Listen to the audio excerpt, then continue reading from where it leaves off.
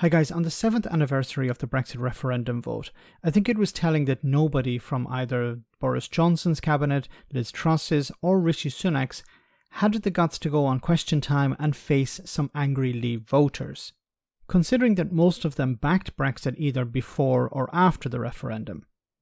All the Tories could muster was John Redwood, who's been wrong on pretty much everything. Now this man didn't appear on that show, but he did appear on LBC, that being Peter Lilley, the Tory peer. He was asked about the benefits of Brexit, and he said that it had saved lives. Have a listen to this. How's it affected people's real lives? Well, it's saved lots of lives. There are hundreds, possibly thousands of people alive today who wouldn't be if we'd remained in the EU. How? Well, I'm just about to tell you.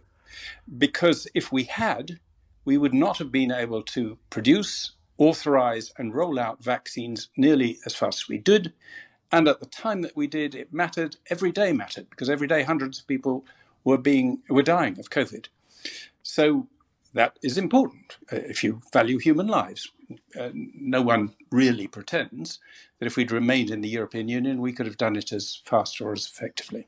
And indeed, most of the Euro enthusiasts were saying we should have, despite having left, joined in with their system, which turned out to be slower. But can I just pick you up on that a little bit, because I know that's one of the the arguments mostly used, that if we were still in the EU, we would have not developed our own vaccine program. I wonder if that's actually true, because there's nothing that the EU wouldn't have stopped us from developing the Oxford vaccine. We would have done both. We would have developed our vaccine as we've always done. It wasn't our own thing, and we would have bought into the EU scheme as well. We would have had both. No, we either had to operate our own development, authorization and procurement system, or opt back into the EU system. Is that really true? Did we have to? Would that have been the choice? Most pro-European politicians at the beginning were arguing that. People like but that's a different thing, whether you're arguing it or not. But was it actually true that we would have had to opt out of our own thing if we'd opted into their thing? I'm just asking.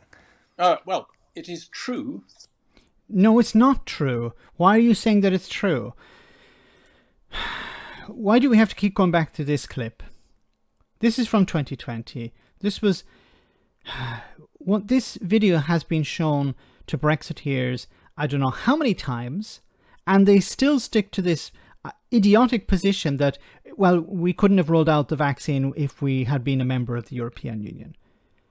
Have a listen, if you haven't heard it 500 times already. We have been able to authorise the supply of this vaccine using provisions under European law which exist until the 1st of January.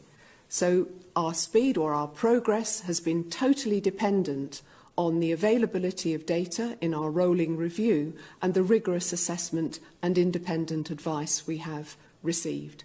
So I hope that clarifies the point about the European relationship. It clarifies it for people who want to know. Unfortunately, it doesn't clarify it for people who don't want to know.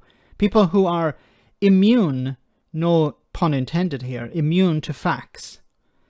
Now, Peter Lilley went on to say that, well, we had the lowest cases in the EU and stuff like this. This is from The Guardian, from the BBC, and I'll post a link in the description if you want to read it yourself from this article.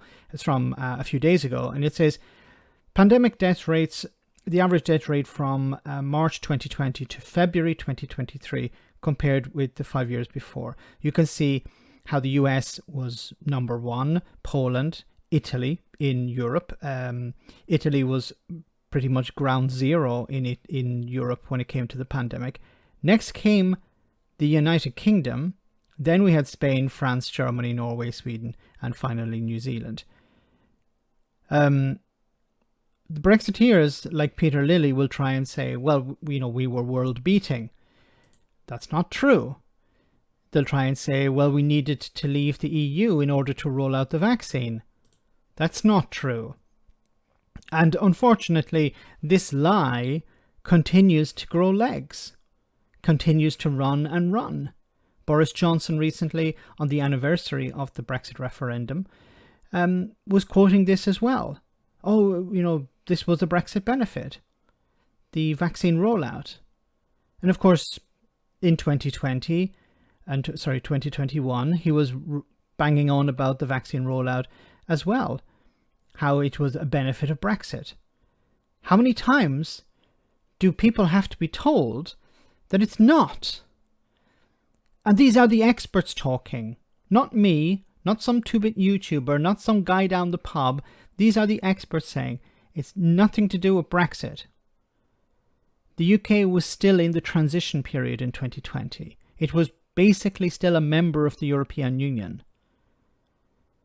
Let me know in the comment section, guys, what you think about all of this. As always, your comments are greatly appreciated. Thanks a lot.